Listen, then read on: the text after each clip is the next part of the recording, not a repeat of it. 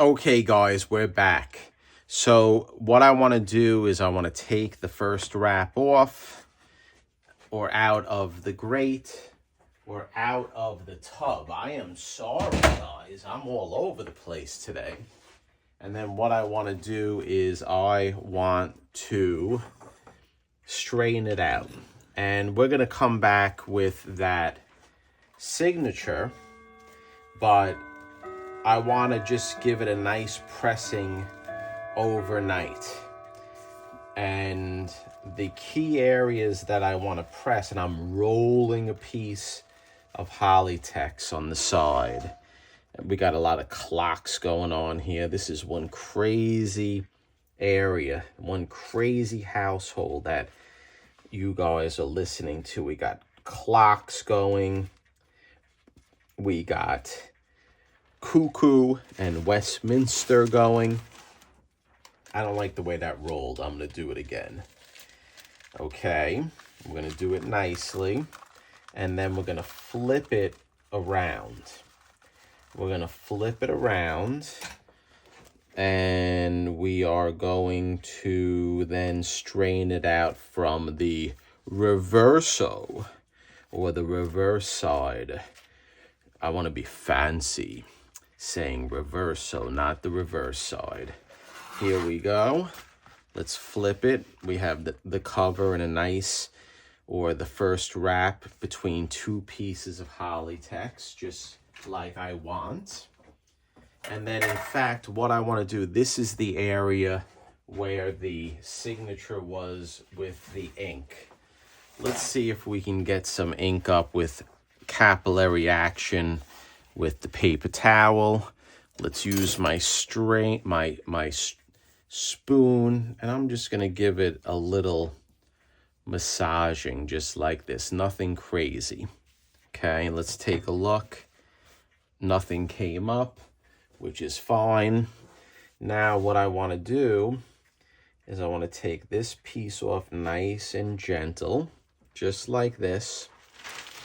And we're going to try to strain it out. I see right now the wrap is not laying flat as I would like. And you guys may be looking at this saying, oh boy, Jerry, this is some crazy stuff. You're really playing with fire here. Are you really going to try to mess around with this wet wrap just like this? And I'm going to say I am. And I'm going to say that I would not recommend doing this at home if you don't have a lot of experience handling wet paper. And believe me, I have experience handling wet paper. And you see how easy that was for Jerry the Jitterbug? It was pretty easy. And you just have to take your time and make sure you do it right. Doing it right. And again, listen, there's always mistakes that could be made. You're dealing with paper. You're not dealing with concrete or something strong. You're dealing with paper. And right here, I want to try to maybe strain out a little bit better the first page of this book, just like this, and I'm gonna let it go. Ba-boom. I'm pretty happy with that, just like that. And now what I want to do is, these are the areas that I'm talking about, like right here. See how that was folded over? I knew that was folded over. I knew it. And the reason why I knew it, because I inspected it off camera. Here's a piece, because if we're going to leaf cast it, we have to make sure that all these little pieces are straight. You see how, hopefully the camera's picking that up. And this is this is the money shot. This is the intention, or this is the detail that you have to follow if you're going to do these sort of things. You can't be cavalier, and you have to take your time, and you have to think it through. and you have to really try to make it as flat as possible. And we're basically training the page right now. We're training the page to be flat as possible, so when we do the leaf casting, things line up nicely. Now that is not lined up perfectly, this little section, but it's fine because we can adjust it. The main goal right now is to make the sheet flat, because before leaf casting, you want it to be flat as possible. Even if there's glue on the page, and you can scrape it, you can adjust it. And what we're doing right now is we're training the page to lay flat, so when we leaf cast it, the leaf casting job turns out as best as possible. And believe me, I'm not saying this because I know everything. I am saying this because I know that from past experience, leaf casting jobs that I did when I didn't make sure that the page was flat as possible did not turn out as well as I would have liked. So guys, this is experience that I'm talking about. It's not that Jerry the Jitterbug is a know-it-all. No, I've been doing this for quite some time.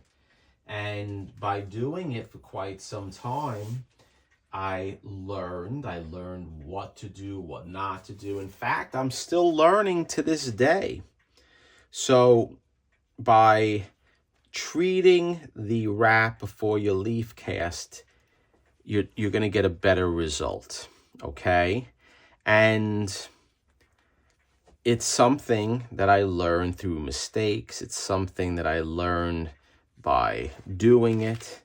And I want to prep the page for being as best as it could be. So what are we going to do now? What we're going to do now, and I've used this before, I like to take the brush and I like to brush out the areas just like this and make it flat as possible. Okay? Just like that. Nice, nice, nice. Now what we can do is lift this up and actually just flip the wrap like this. And I can even brush it very easily on this side as well. Okay? So what are we going to do now? What we're going to do now is I'm going to put this to the side.